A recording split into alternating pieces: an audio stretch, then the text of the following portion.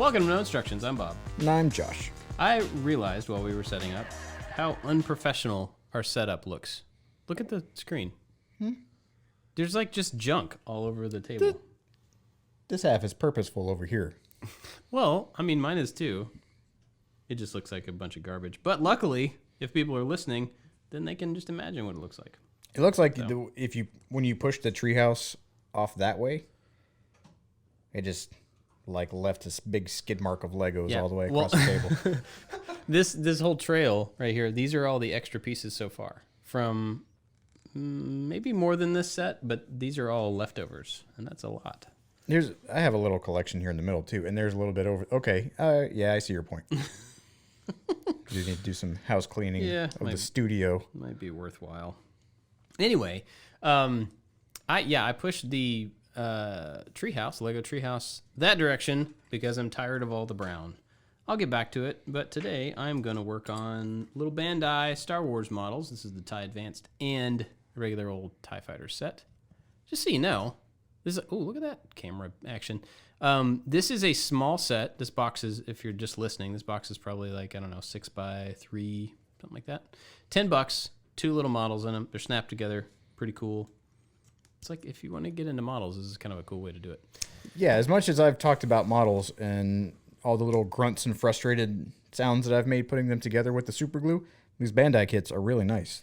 They're glossy where they need to be glossy. They come with water decals and stickers. Like, this has been pretty nice so far. So if you're getting into models, yeah, I highly recommend this as someone that probably should have used this as my gateway into models. They're not super cheap. Like the Darth Vader that you're working on, it says right there in the box, is $30. So, I mean, they're not, crazy cheap. These little boxes that I was talking about are... You get a lot for this $30. Oh, yeah. It's posable. Fair amount of work, yeah. Tons of joint stuff and hidden joints that are like built on the inside. You don't need to paint it. Like, all the colors are cast in the proper colors. Yeah, pretty cool. Yeah. So obviously the Mandalorian is out, and we're going to talk about that today. Here's what I want to do, though. We should talk about Disney Plus as a thing, maybe. Okay. Anything else we want to talk about? Then talk about the Mandalorian in a non-spoilery fashion, just like thoughts of the production, maybe. Okay. And then we can talk, like right at the end, spoilery story stuff. So would those people that are abroad or wherever haven't been able to see it, won't be able to see it for a while, they don't have to skip the entire show. That's very nice of you. Yeah, that's what I do. So, Disney Plus launched last night, and we were just reading. Last night? It was... Or yesterday morning. Yesterday morning, yeah. I watched it last night. We were looking at, they have like, what did I say, 10 million subscribers already? A lot of million subscribers. It's crazy. It's not really surprising, but that is a massive number that's only going to get bigger and bigger and bigger. So they will rival Netflix in a very short amount of time, I imagine. Well, I say that, but then Netflix has the advantage of being able to take their content from any exterior source that's any type of content and just like load it up. Whereas Disney is pulling from their own production, avenues, I think. And it looks like they're creating, like all the original stuff is, they're creating production avenues to get that content, but they're not going to necessarily just go out and be like, hey, random dude who made a movie or girl who made a movie, let me just buy your movie from you and stick it on the platform. And I think that's the way it looks now. Well, original content besides going to get like comedy specials and things from other people that Netflix seems to do pretty easily, is that they have to stay within kind of the Disney ethos. Yeah, kind of. Like, I don't see a House of Cards competitor coming from Disney Plus. Right. Although it's possible. I mean, I was looking at some of the offering last night and thinking about our motion sensors just turned off a lot of the lights, but I fixed it so it won't turn that one off. Isn't that cool? Yeah. Anyway, I was noticing last night and kind of thinking about the fact that a lot of the stuff on there does have, I don't want to say like anti-Disney values, but, historically different values than what Disney would put out now. So you look at like something like Flight of the Navigator. Which I loved, and I saw that was on there. Yeah. Rocketeer. But when you watch Flight of the Navigator, you're like, oh, wow, they put that language in a kid's movie, a Disney kids movie in the 80s. There's a little bit of language in it that just caught me off guard. Now, that's not a big deal. But the fact that they're not putting that on there because of that shows me that they're separating out the kids and then the everything else content to a degree. And when you create a profile, you can mark it as kids, which I would assume probably limits some of the content. So maybe they will open up, future content to be more adult or more general audience, or I don't know. Yeah, I set up an account or a profile on there for my kids and marked it as kids, and it made me wonder, like, what are they going to be kept from? Yeah, in the Disney Plus, because I don't remember Flight of the Navigator having any bad language, but I think that could have been said for a lot of movies in the 80s. Oh, yeah, totally. That I don't remember what movie created PG-13. I heard that recently. Yeah, so have I. I was listening to some podcast and they talked about it. It was an action movie, I think. I don't remember. Yeah, well, some movie did kind of spark. It was like, we need a little thing in between. Mm-hmm. Man, I don't remember what it was. But anyway, so first impressions on the service for anybody that's thinking of getting it that hasn't gotten it. I have it on the Fire TV, and I think we got it at like 7 a.m. because I just happened to be up with the kids, and I was like, oh yeah, this thing is on, so let's get it. And our Hulu subscription was going to be up, so we got the bundle together. And for the Fire TV, it was a little buggy. Really? It had a couple issues. The kids wanted to watch Darkwing Duck, which I was all about. I found it. We clicked on it. And then, that was a good snap for this piece. Mm-hmm. Then I wanted to see if they had Chip 'n Dale Rescue Rangers. So I got out of the episode, went in the search bar, searched, couldn't find it. But I was like, oh, well, didn't find it. So Darkwing Duck just happened to pop up as a related item. Went to click on it, but then it didn't show any of the episodes. It just showed like the background still. And I did that for a couple of things. And so then we signed out, and kids were like, why isn't it working? Why when I'm finished watching this show? And I'm like, I don't know what's wrong with it. There's apparently 10 million people that are trying to do the exact same thing at this exact same second. So calm down. But so far it kind of worked itself out. My wife said during the day it was kind of messing up, and so they turned it off. But she said Netflix was messing up too. Oh. So I don't know. Yeah, we have it on Fire TV as well. And the only problem I had was once it loaded up, it did the sign-in thing, which does... So if you have the app on your phone and you're on the same Wi-Fi network, if you load up the app on another device, it automatically sends your phone a little pop-up, says, do you want to authorize this device, which is really nice because then you don't have to worry about typing in a long password on, your TV or something that doesn't have a keyboard. So that was pretty cool. But once it did that, it went to the home screen, which is just one of the menu items, and there was nothing there. And it said, we're having trouble connecting to blah, blah, blah, click OK. And I would click OK, and it would just pop up again. So I thought that was broken for a while, but then when I just went to a different menu item, they all showed up. So, I could get to stuff, and it worked fine. Once we started playing the show, we watched The Mandalorian last night as a family, and it played fine, didn't have any problems. Yep. It did feel dark, but I wasn't sure if that was because... That's your TV. Okay, yeah. Because Anthony and I watched it during lunch today, and I remember going wow, this is really dark. And then he was like, is it dark like this the whole episode on purpose? Because it's inside the bar, it's inside a lot of stuff, and so it's kind of hard to see detail. And I remember it not being that on my TV. Yeah, because I watched, so we watched it on the projector last night, and I wondered if it was dark because of that. And then this morning when I was on the treadmill, I decided to watch it again in our bedroom. It's a different TV, and it didn't seem dark. So then I was like, oh, well, it must be the projector. But then you guys watched it on living room TV, so I don't know. We'll figure it out. That was my only visual complaint of the show, was that it seemed overly dark, but obviously that wasn't their problem. That was mine. Yeah, I didn't notice it being notable whenever we watched it. So with the show, we'll do non-spoilery stuff first. Oh, okay. Well, back to Disney Plus. Okay. How did you feel about everything else? Did you feel pleasantly overwhelmed by all of the offerings on Disney Plus? I wasn't overwhelmed by it because I knew that it was going to be a limited selection kind of going into it, when they first launch. And honestly, the only thing on there that I am really anxious to see is the Mandalorian and the future Star Wars stuff. I mean, so their back catalog is less important. Yeah. Okay. Now, because a lot of that stuff, if I want to see it, we already own it. I like to own discs and still, and and usually I'll buy the version that has the Blu-ray and the digital, so we can have the digital version accessible. But it's nice to have discs for in the car and stuff like that. So we tend to buy the stuff that we really like and want to have around long term anyway. And most of that stuff was on there, so it wasn't like. Now it will be cool to show the kids like Rescue Rangers, maybe the old X-Men, old Spider-Man cartoons. We watched an episode of the old Spider-Man last night. That was my one thing, is it has a lot more content than that home screen menu will allow you to look through. Yeah. And I mean that's purposeful, that they're trying to make their UI very streamlined.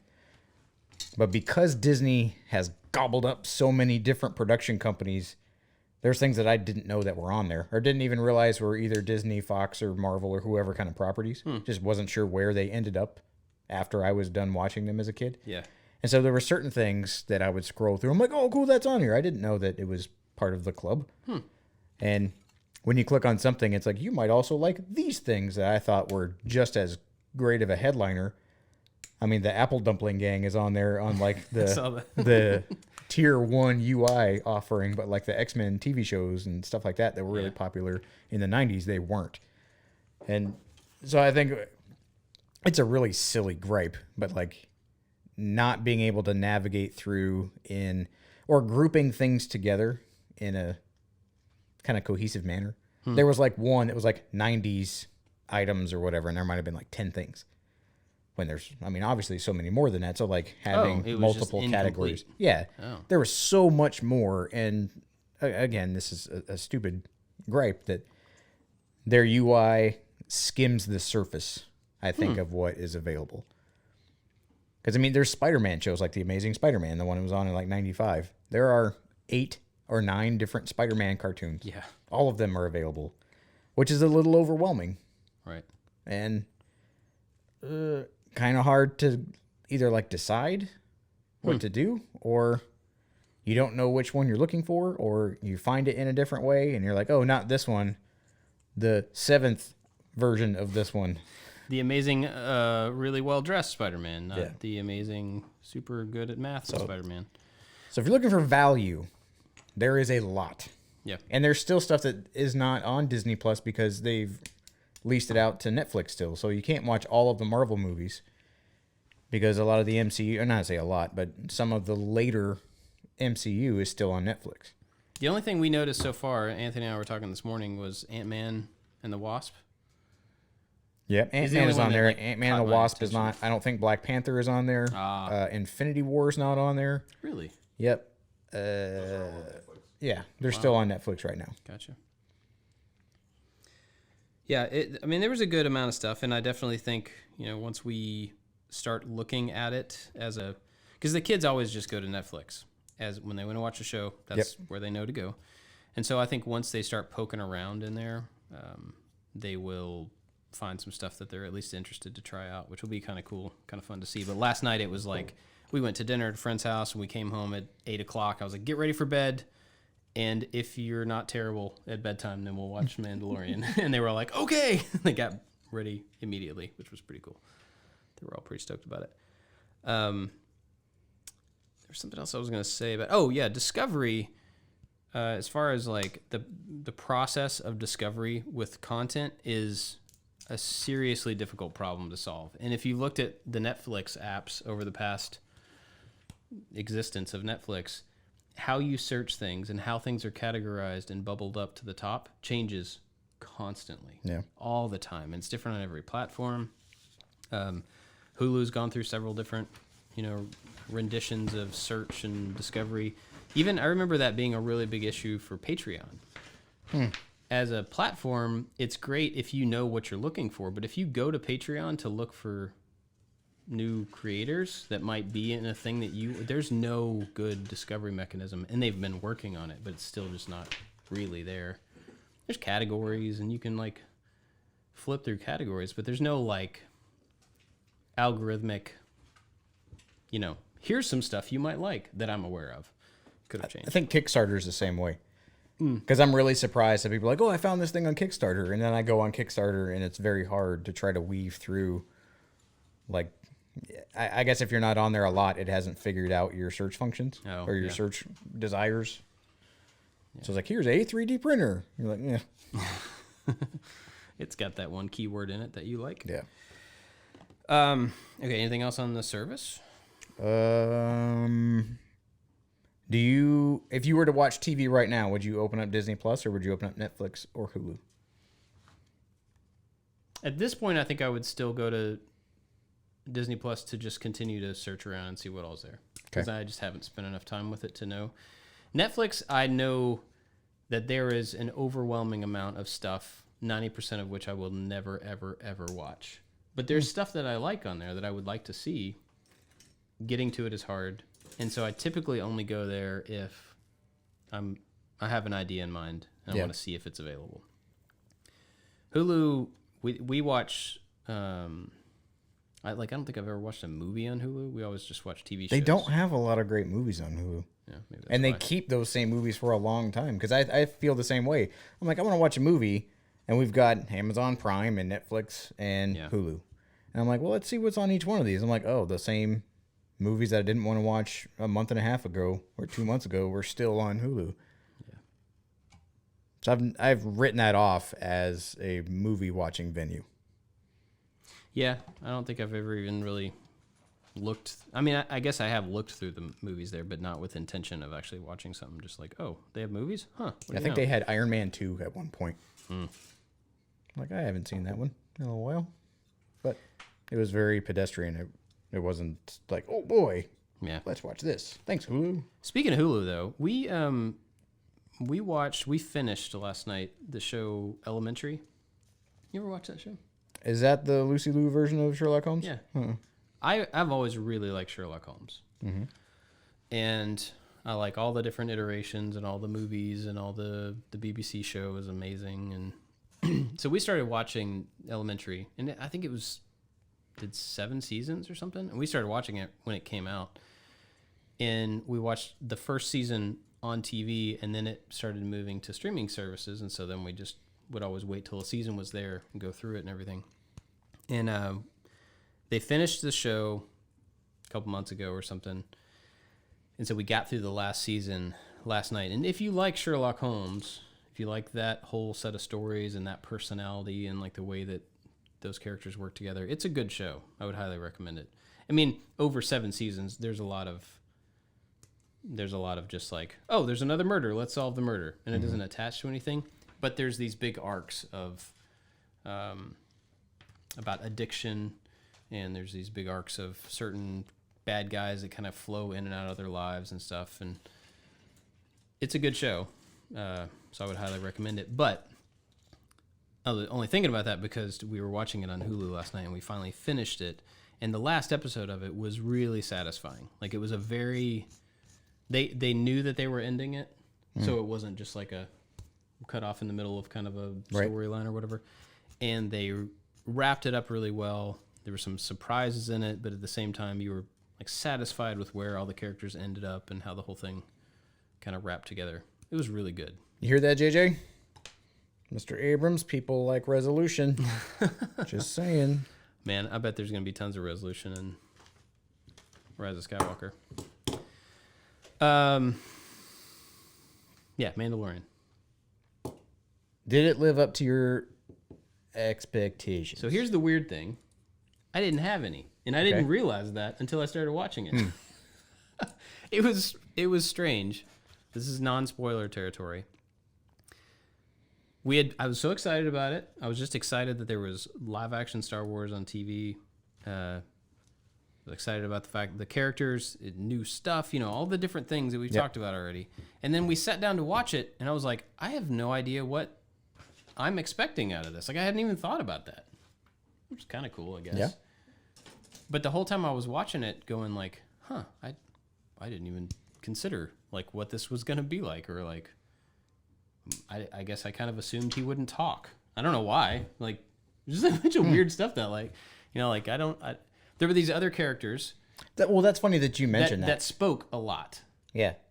And it felt like, oh, they're carrying the story about him through other characters. That's an interesting way to do it. I hadn't even considered what devices they would use to move a story over 8 hours or whatever the total time is going to be. How they would move that along if the main character didn't speak, because that was just a presumption that I had in my head.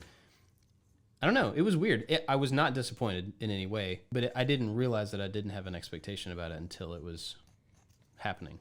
Well, I think that's weird. Innately a benefit to doing a standalone Star Wars show where you don't have any of the main characters. Yeah.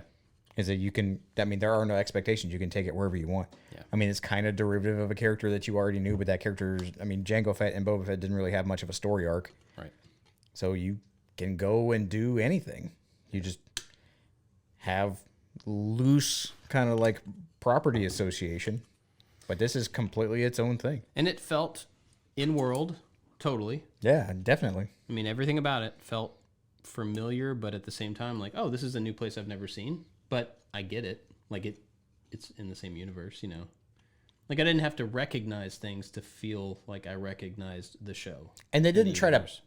I don't think they overtly tried to push, like, the Easter eggs that I'm sure that are going to happen on all the thumbnails with the really dumb red circles and arrows and 20 things you missed from The Mandalorian. Like, There were some things you're like, oh, that's the thing from the other thing. But that wasn't such a flood to make you go, like, this is Star Wars. Yeah. Remember, Star Wars is coming out. It was subtle. Yeah. So from the trailer. Okay. Was the trailer? I mean, this is only one episode of 8. So the trailer. I remember you said I think the trailer is only from the first episode. So, how do you feel the trailer set you up for the first episode, or did the first episode live up to the hype for the trailer? They're tonally pretty different. I think, and trailers are like that. You can make anything look like anything with a good trailer. So they set up a certain tone with like the music and, you know, like not hearing him speak and not, you know, all these different little things to kind of push you in a certain direction. I don't think the first episode was too far off of that, but it's a different pace than like a 2-minute tightly cut trailer, because it's a story. It's like supposed to be more spaced out and a little bit more spaced out. Mm-hmm. So I don't know. I mean, I recognize that they're different things, but I was a little watching it going, a lot of this episode was in the trailer, which means there's a whole lot we haven't seen yet, which I thought was kind of cool. I mean, not everything, but a whole lot. Now, I don't remember what we predicted on the show for what we thought was going to happen. And we're not into spoiler territory yet. But do you feel like after this first episode, with the predictions that you had, did it kind of go, yep, I was right, and then you kind of think down the line?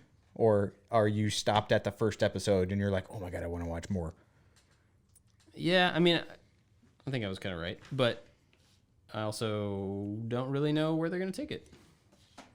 You know what I mean? It's not like I was right about the whole thing. I got it all figured out. I was just right about the setup, which is really all we got. Yeah. You know. So I'm super excited to see where they take it. For sure. How was it to see the Mandalorian rifle blaster, pulse phase blaster?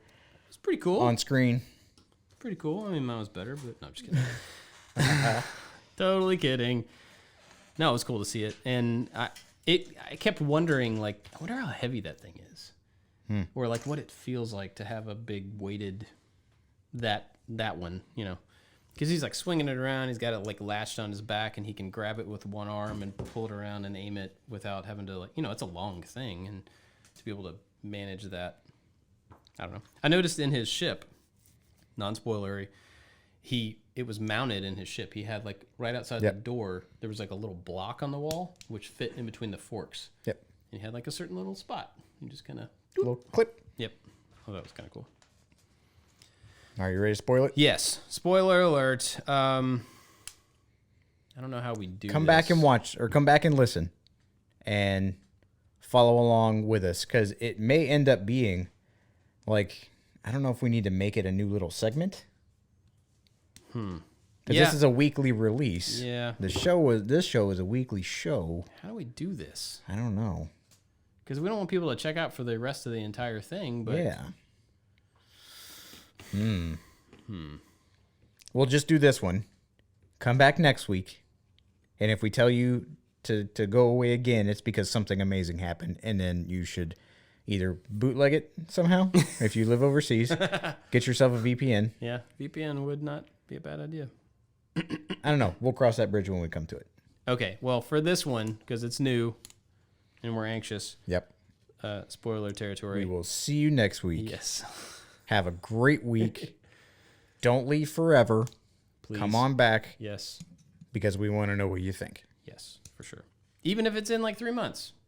Still want to know what you think. Okay, You spoilers. come back next week. Yeah. I'll be looking out. I'm taking attendance. Okay, so I was surprised at the beginning that the character talked so much. I didn't think that he talked so much until the scene at the end when he's with IG. Was it IG 11? Oh no, I'm talking about the blue fish dude.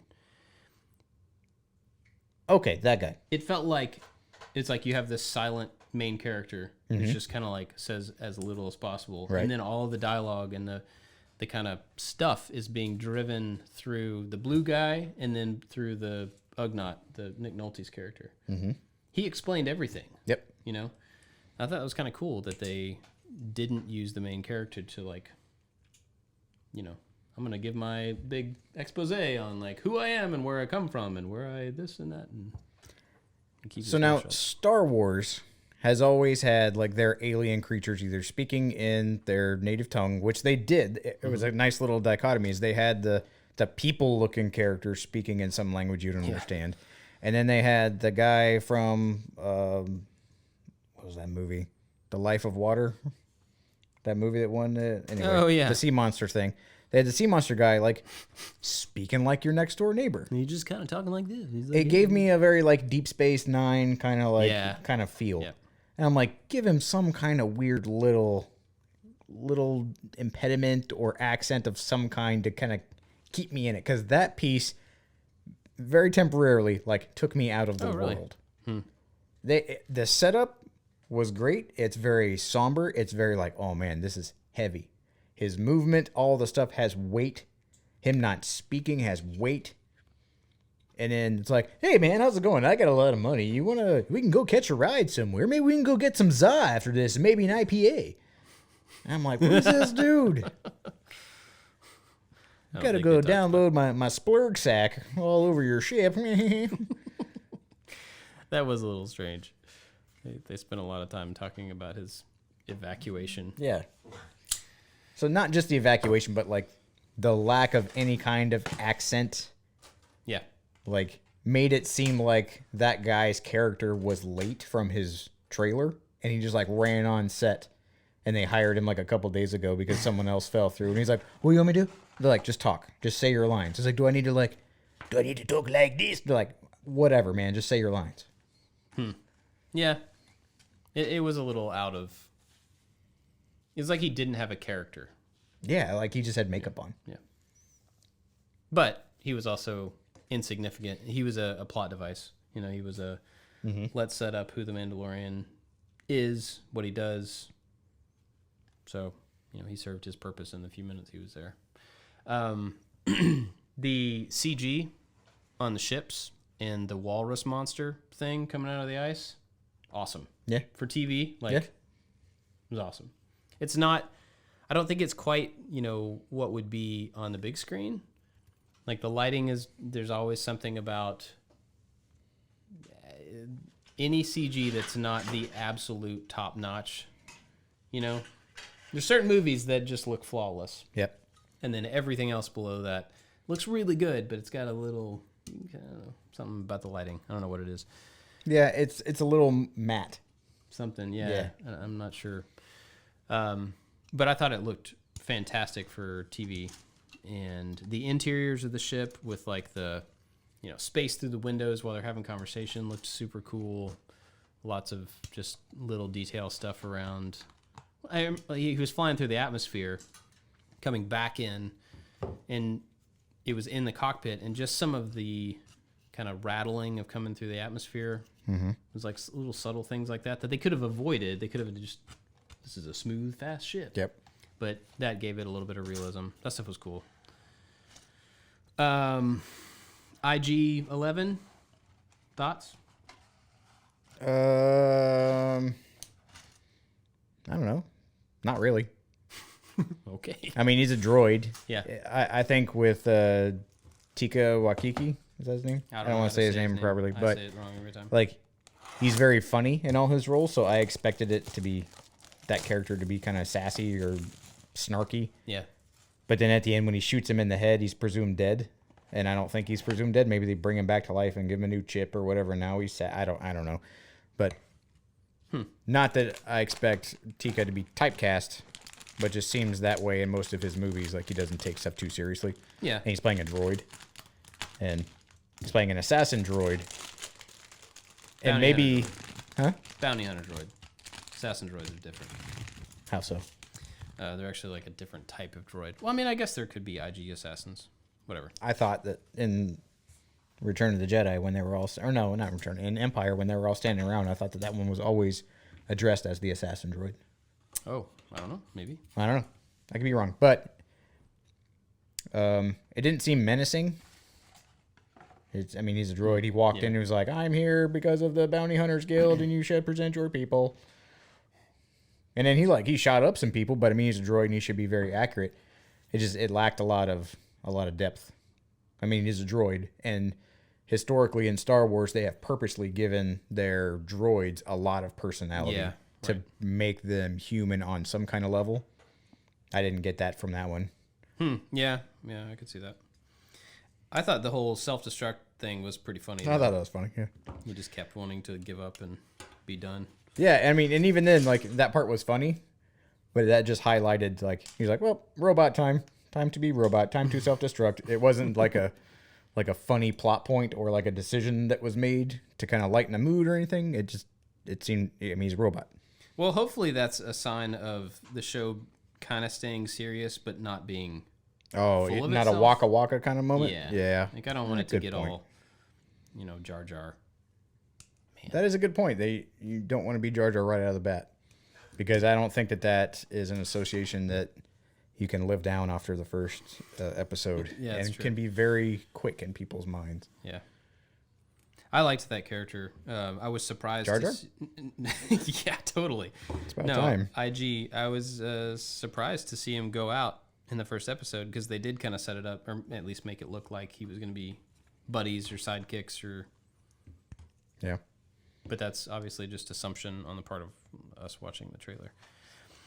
But I liked it. I thought he was a cool little addition, and the fact that they weren't just like at each other's throats, even though they were going after the same bounty. That they like working together seemed like a common They thing, were after the same bounty, but had different motives. and apparently different instructions. That's what I'm saying. Yeah. So they were obviously hired by different people with different motives. So we met. I didn't think about that.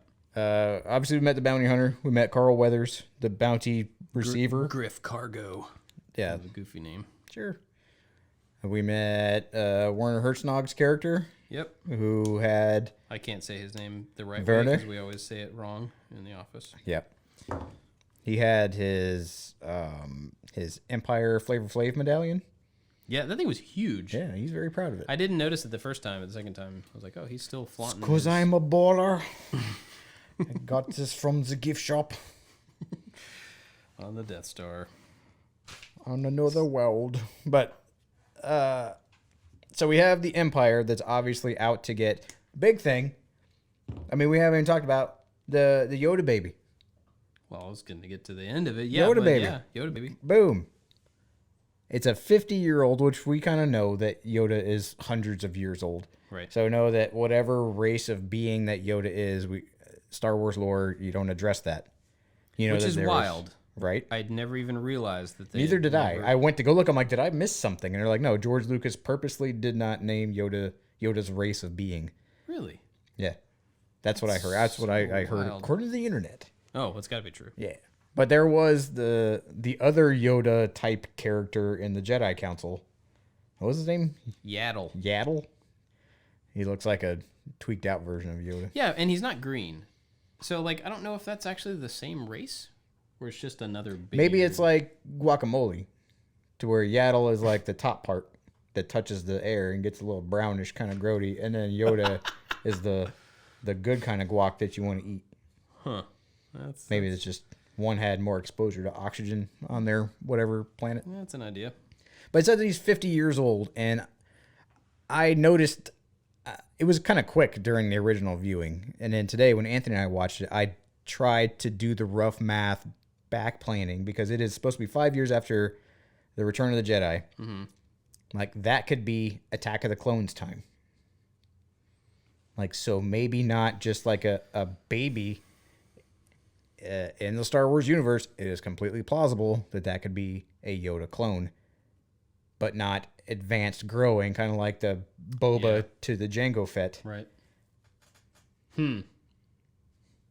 Maybe someone will teach him proper sentence structure this time around. They could fix that one genetic marker. That's the only reason. Flips your speech around. They're like, yo, can you clone this green fellow right here? Like, he's great and all wise. He's knowing. He's super powerful. Nicest guy. The thing is, talks real stupid. Mixes up his words. We're in meetings trying to be professional. Yoda, get it together. I don't know. Do you really think he's a clone? No, there has to be a reason they mentioned that he's 50 years old twice. That's the only information that you're given, because they have the bounty pucks, and it seems like the bounty system, I'm going to go out on a limb here, you're given a lot to go retrieve somebody. Yeah. Like, they're not a detective. You're a go-getter. So it's like, here's your puck, here's the person, here's a little beacon thing that beeps when you're pointed at them. Like, good grief, man. Like, how hard could it possibly be? For real. Be? Like, oh, you're a bounty hunter. It's a complicated profession. Well, not really. You pretty much given them everything they could possibly need to find a person.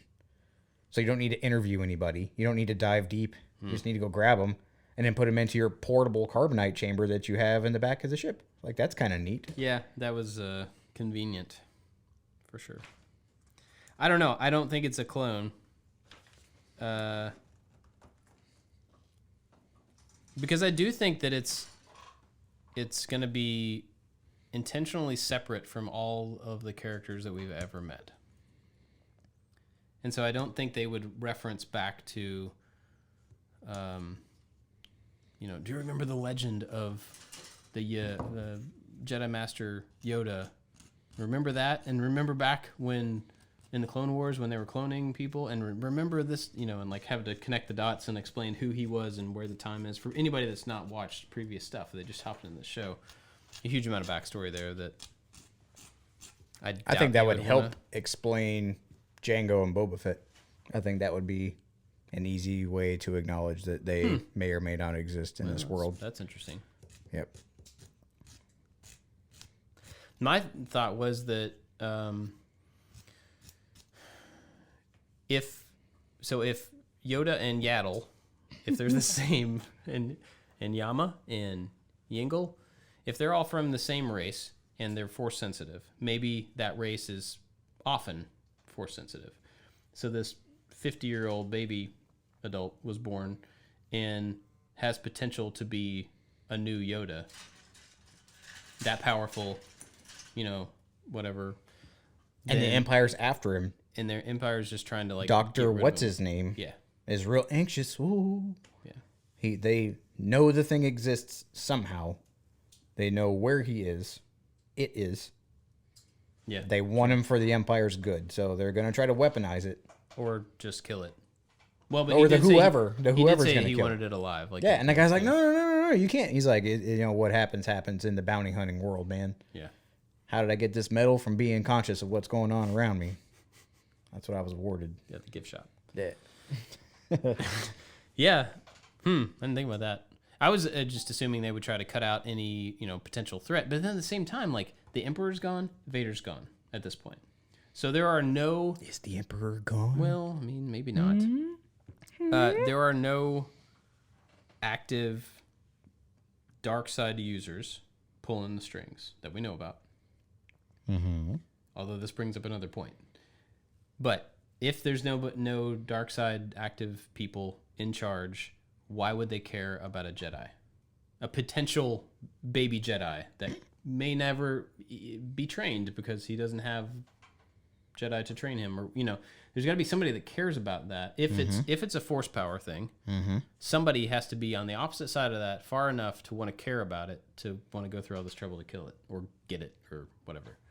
So maybe it's not force related at all, because that's another big, like, if you got to have this, you got to have all this over here to back it up or to be the opposite of it. So then maybe this is the beginning of the First Order.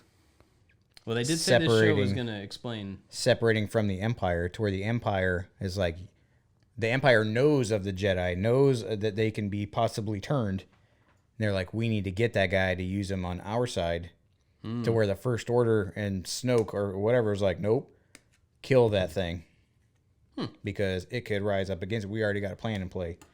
And so the two bounty hunters are in the middle of a Venn diagram of the Jedi or the Empire versus potentially the budding First Order. Well, they did say that this was going to explore the origins of the First Order. So that was part of the description of the show. So the other thing that kind of stands out to me, and I don't know what this means, but it's weird to me. This show is 8 episodes. Is that right? I don't know. Whatever the episode count is. It started yesterday and ends on December 27th. A week after Rise of Skywalker, which means I think there's something in there in that last episode that will make a lot more sense, or maybe set up something that we see in Rise of Skywalker. Like, I don't know, somebody, Werner Hogsnog or whatever his name is, gets a phone call from the Emperor in the last episode, and you're like, whoa, these are still alive. It's not that amazing because we just saw him come back and get wiped out in Rise of Skywalker. But it would just like substantiate the link between the worlds. Yeah. And I could be wrong there, but that timing seems weird because nothing is weird with Disney. Right. If there's anything I really, really love about that whole thing, it's not coincidental. It's not. It's all somebody has been planning this for a little while. They've got a lot of people who really care and a lot of people who want money. And in between there is someone to go, we can make this weave throughout all of these different things. And this is going to affect this, and this is going to affect this, and this is going to affect that. And all of those things are going to equal dollar signs. Yeah. Yeah. So I think that the rollout of their marketing with Disney Plus, with The Mandalorian, with Jedi Fallen Order, which comes out in 2 days, I think, or it comes out soon. And then all of that's a lot of attention to give something. And then the final movie in a 9-movie series, the end of it all. Like, if they have to have a really good reason to not be focusing 100% of everything they do on episode 9. Oh, yeah. So I think that there's a lot more connective tissue between The Mandalorian and Rise of Skywalker than anybody knows about yet. Do you think? And I don't have anything to substantiate that. It's just timing. And I think the amount of hype that they're throwing behind things too. I mean, that is out of all of the Disney movies that are available, the entire Disney catalog that we've talked about earlier, all those things being available on a streaming service is amazing as it is. The thing that they stuck with and that they led on the tip of that spear is this connective tissue in Star Wars. Yeah. So I think that they're betting on whatever happens in episode 9, like enough people are going to have seen The Mandalorian because of this massive push behind this thing that, what is it, like 10 million whatever users? Is that what you read today? Yeah. So if they're going to go off trilogies for some plot points, it would have to go with something that has that much of a push behind it. Because like it has that Resistance cartoon, right? With all the, like the pilot kids. Yeah. That's canon. I don't know how many people have seen that. I have no desire to watch it. So trying to put a major plot point in episode 9 based on that, I think would be really foolhardy. Right.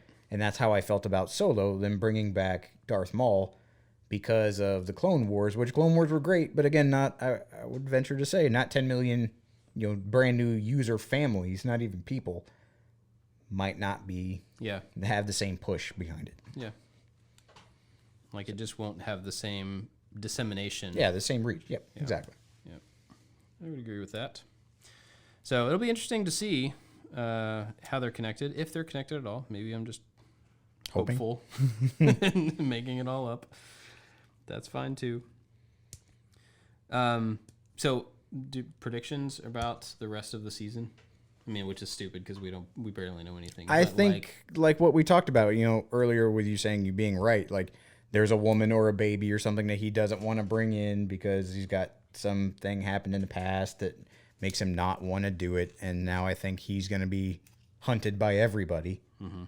And he needs a band of people that believe in him or believe in the cause enough to keep him safe or to rally behind. So from the trailers, though... Because it's a Western. Yeah. I mean, that's the Western kind of recipe. From the trailer, it showed him shaking... all the different trailers showed him shaking hands with, or kind of buddying with Nick Nolte's character. Check that out. More so than he already did? No. That that scene, has happened. But that's done. Gotcha. At least. Fighting along with... yeah, that's true. He could see him again, I guess. Fighting with IG-11, done. Mm-hmm. Handshake with Cara Dune. Mm-hmm. Haven't met her yet. Yeah. But that's it. So... They had the lady with the long, pigtail ear things. She turned around and winking at people. Well, but you don't know if that's like a good wink or a bad wink. It looked like the devil that kind of wink. Like. But my point is, like they've shown in the trailers, like the people that he knows that he has some sort of relationship with. 2 of those are already done in the first episode, so he probably will spend a lot of the season being chased by a lot of other people with very little help. That's what I'm guessing. Rather than building up a team throughout the season and getting buddies, and by the end they have a big, with our powers combined kind of moment? Expendables moment. I don't think it'll be like that. I think it'll be him asking for help here and there, maybe getting little bits, but just ultimately being just alone. Him and Yoda, buddy comedy. And Yoda's going to start doing backflips. That'd be awesome. What did you think about is it Beskar? Beskar, yeah. It seems like in the episode, I'm like, well, this is the first episode. He replaced a shoulder bell with his newly found Beskar steel. Mm-hmm. I was like, is this like a microtransaction in a video game? Like every episode, he's going to come back to I kind of feel like that, yeah. You got to come back and trade in your rupees for a new piece of armor that you have to choose? Yeah, I think he'll probably continue to build up his armor, and then at the end of it, we'll have his full set. And she said something like, has your signet been revealed? That, we don't know what that means. So I like that they're doing a lot of lore around Mandalorians. What's his deal with droids? Yeah, but even within the Beskar steel, for anybody that doesn't know, is Mandalorian steel. They make all their armor out of it. To the tribe, and that's why their armor is so renowned in the universe. It's super strong. Can take on blasters. There's I've read things where it says that it can withstand lightsaber slashes, maybe not a direct poke, but that's what I've heard. But I think that's cool that it's not just him. Just the fact that they showed the whole hallway, the little hangout. With the foundlings. You hear that part? He was a foundling once. Yeah. Which gives him some compassion for this little Yoda foundling. Right. I thought it was kind of weird that there was a little Mandalorian club on the bottom of that random planet, which they never said what it was called. Mm-hmm. There's a lot going on that planet. But he went down that hallway, and there's a bunch of other Mandalorians. Yeah, they're just hanging out playing cards. And then there's a foundry down there, which seems like a very specific place that would be on Mandalore, or... Maybe they're pushed out and they're exiled. That's where they go to make stuff. Yeah, maybe. But it seemed a little coincidental that he went and got this job and then went down the street and there was he dropped off all of his bounties. Whole foundry.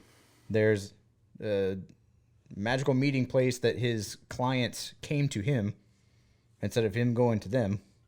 and just happened to be down the street from his weapons dealer. You know, it's a one-stop shop. Yeah, it's a pretty popular place. So I hope they'll do more of the lore. I think they'll probably show more backstory on him because some of the stuff that was in the trailer of him with the super battle droids in the background, I don't think that was in that flashback sequence. It wasn't. It just had a lot of screaming and things exploding. I was looking for it. Yeah, so I think we'll see a little bit more of that maybe. Or they could have been scenes that just didn't get used. That's a possibility too. But I don't know. Any other predictions? I think they're going to bring back IG-11. Because as much press as Tika did to be in half of an episode. Well, he also directed an episode. Okay. I don't disagree with you, but that could have been his attachment as well. Wow. Whoa. Dropped apart. I don't know. I'm excited, but then it's weird because we don't know what day it's coming in on Fridays. Yeah, apparently. So it was Tuesday when Disney Plus was launched. I don't know if there is another one on Friday or if we have to wait a week. I would imagine there's one Friday. I'm guessing. I mean, we could look at the calendar and figure it out because the last one is on the 27th, but Now we can do the math. yeah, I mean, sometimes. I would imagine there's another one coming out. What would be interesting, I hadn't thought about this till you said him coming back. What if, so it ended on the planet. He's like about to reach down and poke the baby in the face. And what if he's like, okay, now I got to get out of here. But if I leave this droid here, then something bad's going to happen. Like people are going to think whatever. I better take him with me. So he takes the droid and the baby. We got to come up with a name for Baby Yoda. And takes him back to his ship. Kermit. Okay, we'll keep working on it. We'll barb. It's a working title. Takes him back to his ship, and then for some reason, like needs to have, or runs across an IG head or something, and fixes him up as a sidekick. So he does it rather than him just showing back up later. Yeah, that's what I think. I think he's going to repair him. Yeah, that's pretty cool. Yeah. That could be fun, and he could adjust him to be what he needed or something. Even like the reboot system. He's just like, hey, you are the surrogate mother to this green thing. Welcome back. Yeah. You're not a killer. You love Frogs. Yep. All right. Any other thoughts? If anybody saw it, then they probably don't really need to hear too much about what we thought. Did anybody not like it? And if you didn't like it, why? Because I don't think that there is enough information yet to really form a deep-rooted opinion. I think if you want there to be more in the Star Wars universe, like there is and there probably will be, and maybe it's just nice that there's something that doesn't have a Skywalker in it, hooray. But I think if you don't like it, I don't think there's not enough substance to dislike yet. I think as a first episode, I think it was a good kind of whistle wetter. Like it's a free weekend or free week or whatever for Disney Plus. I think it was a safe first episode.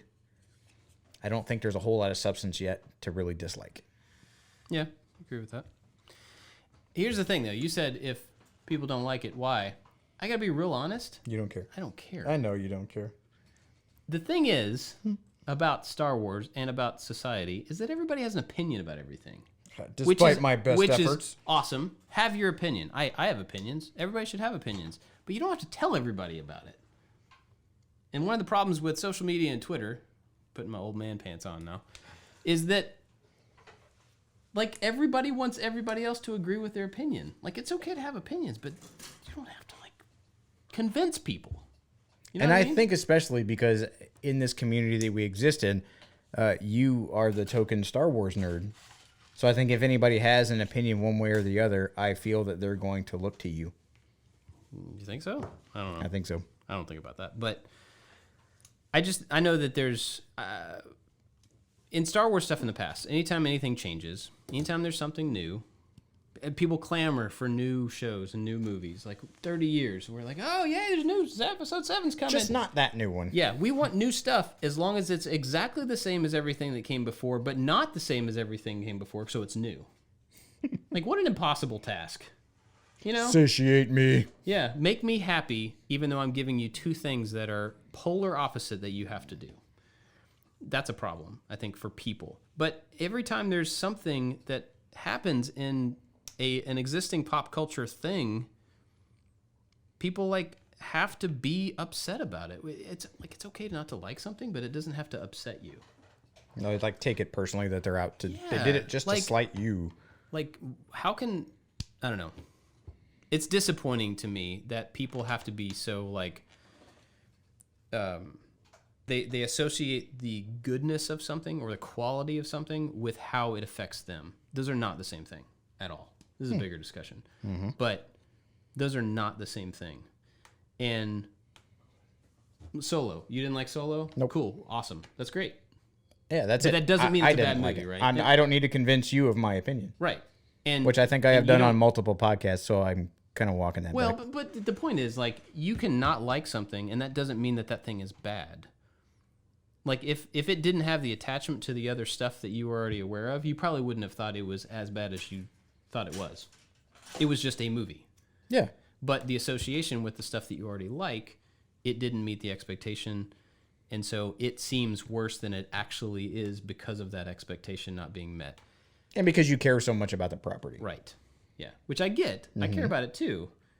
But I think people let that line of how something affects them and the quality of the thing itself blur too much. So, like, with this show, if it had been a just full-on turd, watched it last night, and I'm like, oh, this is garbage, that would only be, well, not only, probably only be because my expectation was set here in an unrealistic place, and nobody could meet that expectation. But, like, I'm one person of 10 million people who signed up for that service. Yep. It's not about me. YouTube is not about the viewer, always, the individual viewer. You know, movies like The Last Jedi, polarizing movie within a fandom. I still don't fully understand. Yeah, whatever. Anyway, all that to say, I hope you like it. If you don't, that's cool too. But you're a grown-up, you can like what you like. Yeah, but don't try to convince other people that they don't like things because you don't like it. That's dumb.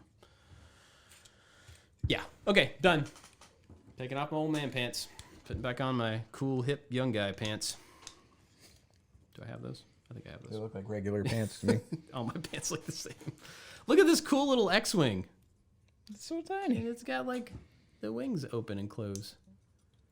So I got all three of these ships done in this amount of time. And they're really cool and easy to put together.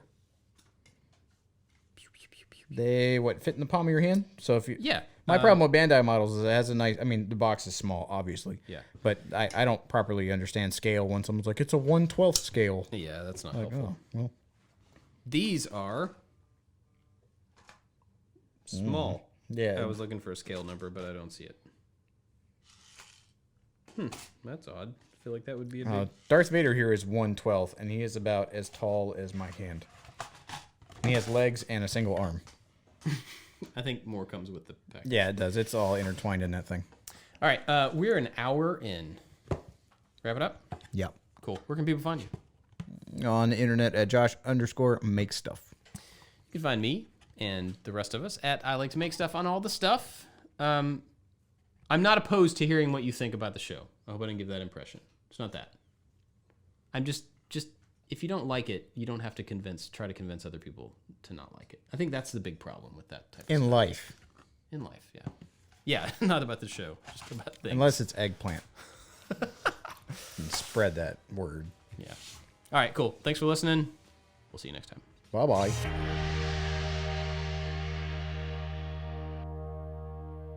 Welcome to No Instructions. I'm Bob. And I'm Josh. That's Anthony's chair noise. I think I need a different chair.